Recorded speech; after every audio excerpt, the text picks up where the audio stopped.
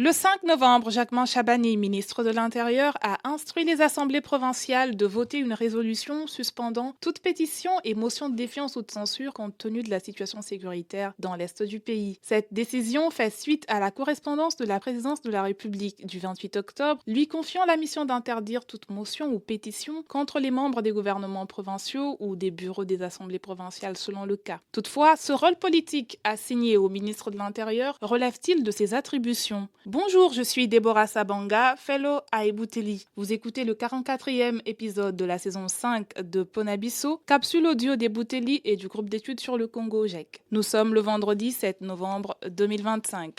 Depuis la relance de la décentralisation en RDC, les institutions politiques provinciales se caractérisent par une forte instabilité. Entre pétitions correctives et motions intempestives, les assemblées provinciales mobilisent des moyens de contre-pouvoir qui, à force d'être répétés, soulèvent des problématiques de portée nationale. Ces initiatives, excessives soient-elles, sont justifiées par la mauvaise gouvernance, le détournement des deniers publics, l'incompétence dans la gestion des provinces, les atteintes aux droits et libertés fondamentaux, ainsi que le retard dans l'examen des initiatives des assemblées. Dans la province du Congo central, par exemple, les récentes pétitions contre les présidents et vice-présidents de son assemblée se sont accompagnées d'une saisine de la Cour constitutionnelle et d'une convocation du ministre de l'Intérieur pour une consultation. Mais cette situation n'est pas un cas isolé. La motion de défiance votée contre le gouverneur de la Tchopo a également suscité la réaction du ministre de l'Intérieur qui n'a pas tardé à convoquer le gouverneur de province, les membres du bureau ainsi que les députés auteurs de la pétition. Il en est de même de la menace de crise que subissaient les institutions provinciales du Sud Kivu.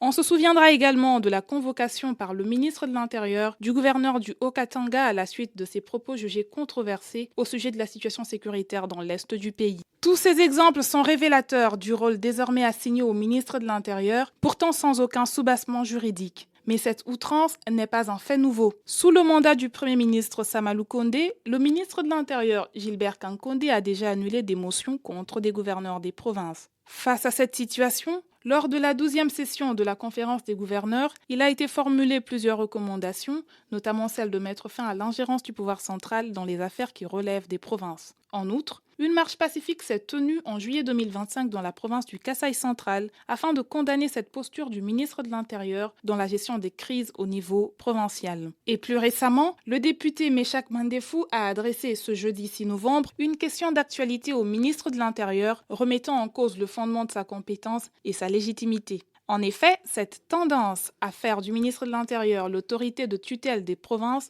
pèche contre les principes constitutionnels de la décentralisation, de la séparation des pouvoirs et de la libre administration des provinces. Pour justifier de telles pratiques jugées inconstitutionnelles, il est évoqué un souci de suivi de la bonne gouvernance provinciale, sans tenir compte du danger que représente cette approche à l'égard du régionalisme politique institué depuis la Constitution de 2006. Ce déclin du régionalisme politique est d'autant plus flagrant lorsqu'au nom du bon fonctionnement des institutions, les assemblées provinciales se trouvent privées de leur mission constitutionnelle, puisqu'astreintes à voter un acte d'engagement relatif au moratoire sur les motions de censure, de défiance et des recommandations. Ce mot de gestion de crise interroge également sur l'inaction des institutions judiciaires face à certaines accusations constitutives d'infraction, à l'instar des détournements de deniers publics. Par ailleurs, il convient de relever deux faits intimement liés. Premièrement, à tort ou à raison, les députés provinciaux qui votent les motions de censure ou de défiance considèrent que l'ingouvernabilité de province est provoquée par le patronage de Kinshasa. Deuxièmement, l'ingérence du pouvoir politique dans l'administration et l'organisation politique de province conforte ces reproches et illustre l'instrumentalisation de son rôle de supervision ainsi que de la mission du président de la République qui, au terme de la Constitution, est le garant du bon fonctionnement des institutions et de la continuité de l'État. De plus, il ne demeure pas moins vrai que cette déviation est nourrie par les dispositions constitutionnelles elles-mêmes, qui, depuis la révision de 2011, ont dévolu au président de la République la prérogative de relever de ses fonctions un gouverneur de province ou de dissoudre une assemblée provinciale en cas de crise persistante. Vous pouvez rejoindre notre fil WhatsApp en envoyant GEC ou Ebouteli au +243 89 41 10 542 pour recevoir Ponabiso chaque vendredi sur votre téléphone. À bientôt.